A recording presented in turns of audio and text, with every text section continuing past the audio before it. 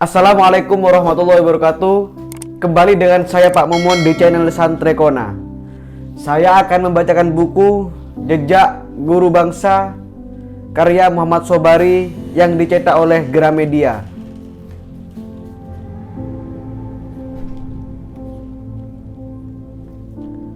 Politik andai kata.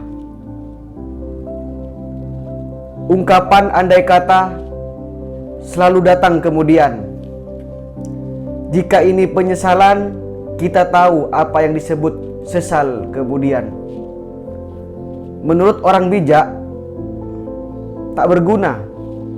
Tetapi catatan sejarah politik ini akan tetap kita buka kembali.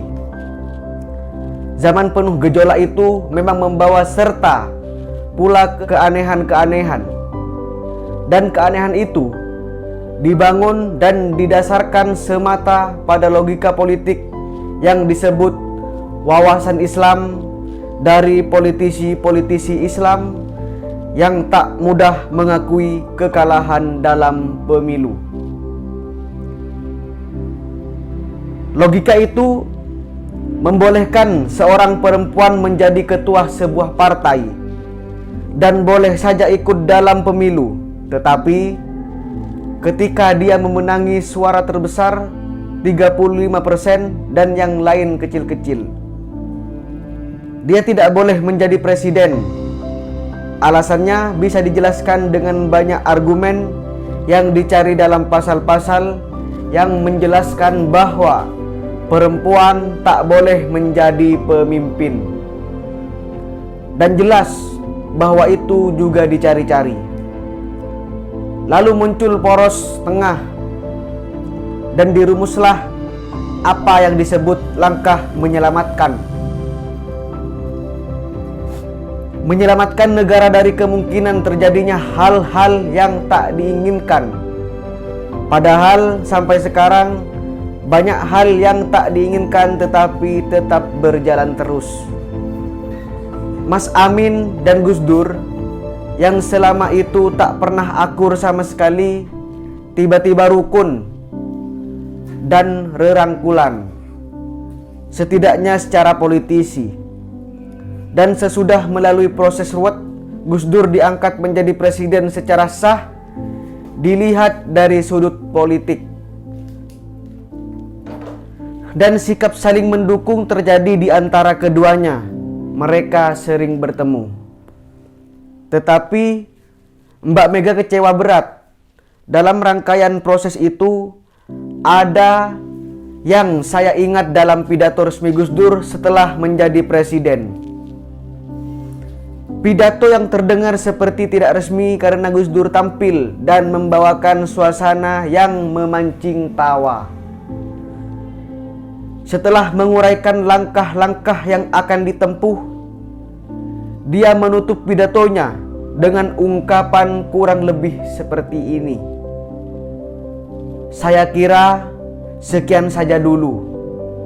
Saya tidak ingin menyebutkan terlalu banyak program supaya lebih mudah bagi saya untuk mempertanggungjawabkannya. Sesudah itu, suasana riuh rendah di sekitar Gus Dur. Jelas ada kegembiraan menyala-nyala. Di sekitar poros tengah ada kalangan menjadi kingmaker. Dan di sekitar Mbak Mega ada kemuakan melihat langkah poros tengah yang menjegal hak Mbak Mega. Andai kata dalam pidato itu ada ungkapan persahabatannya dengan Mbak Mega, persahabatan panjang yang terputus secara singkat, mungkin sejarah politik kita akan lain.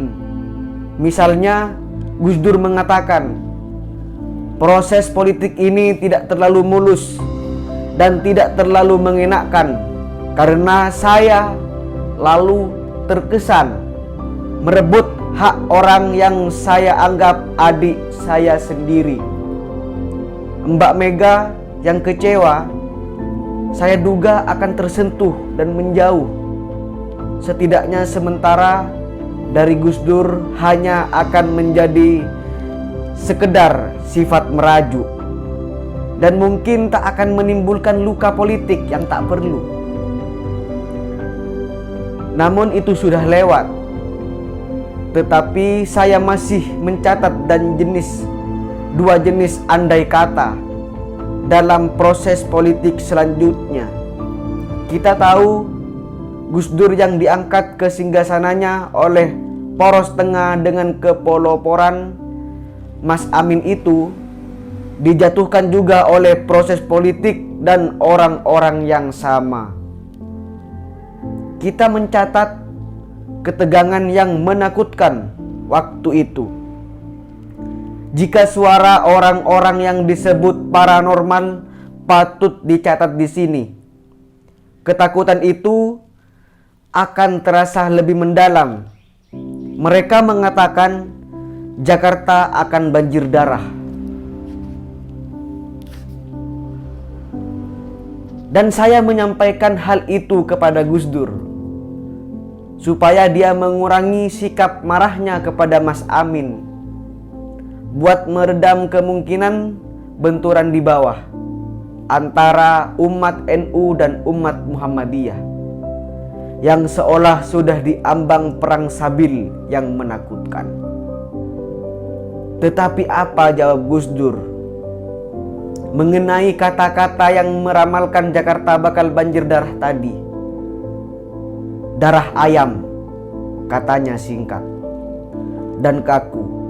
Dia tidak takut, mungkin tidak percaya, tetapi saya takut melihat orang-orang yang menyebut diri pasukan berani mati itu sering datang ke istana dengan sikap heroik yang tak saya pahami.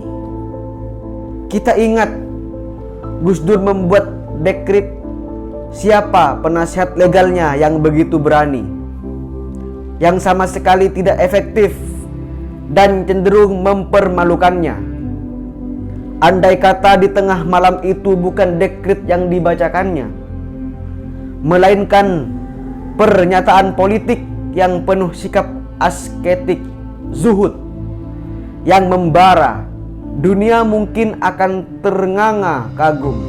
Begini misalnya, saya tahu di Senayan sana orang bersiap-siap menjatuhkan saya. Mengapa harus bersusah payah menjatuhkan? Saya diangkat di saat saya tak terlalu menginginkannya. Maka dengan dekret ini saya kembalikan lagi. Demi kesehatan demokrasi dan ketenangan politik, mandat rakyat itu kepada rakyat ini proses efektif, murah, tanpa biaya, tanpa tenaga. Lalu salam. Dan kemudian diikuti gegap gempita kaum Nahdliyin dan yang histeris. Hidup kaum Nahdliyin, dijawab. Hidup NU, dijawab lagi. Hidup Kiai. Dan bagaimana bila kemudian di mana-mana kaum Nahdliyin tampak gembira. Sesudah itu di Senayan orang akan kehilangan semangat permusuhan. Di Senayan orang jelas tak akan bisa merasa seolah menjadi pahlawan. Tak ada satupun pahlawan termasuk di dalam hati, karena kepahlawanan sudah direbut Gus Dur lebih dahulu.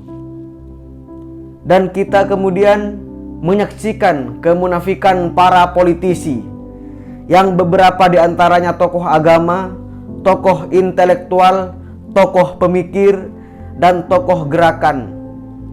Dulu, kurang dari 2 tahun lalu, Mbak Mega diharamkan menjadi presiden. Sekarang, kitab-kitab rujukan mereka sudah berubah. Halal haram tak lagi tertulis di sana. Lalu Mbak Mega yang dulu ditolak hak-haknya hanya karena dia seorang perempuan, kini boleh menjadi presiden. Tanpa dimaksudkan untuk meralat bahwa sikap politik yang dulu itu salah. Dan andai kata dalam pidato pengukuhan itu Mbak Mega mengungkap pula kejernihan jiwanya untuk dijadikan warna politik yang anggun. Kita mungkin akan menangis terharu. Misalnya ini pembukaannya. Saudara-saudara semua tahu, saya menerima limpahan kewenangan politik ini dari suatu proses melelahkan. Jangan dikira saya ini sangat tidak mudah. Bagi saya, saudara sekalian tahu, ini saya terima dari orang yang sudah saya sebut sebagai kakak saya sendiri. Lalu menyerukan persahabatan kaum nasionalis dengan Nahdliyin, dengan semangat kebangsaan yang menyala. Apa kira-kira warna politik kita sesudah itu? Saya kira wajah politik nasional kita akan dipenuhi orang-orang besar dengan jiwa besar yang tampak berjuang semata bagi kepentingan politik yang besar. Sekian pembacaan buku Jejak Guru Bangsa Mewarisi Kearifan Gus Dur. Saya Pak Mumun amit undur diri. Jangan lupa like, komen, dan subscribe. Assalamualaikum warahmatullahi wabarakatuh.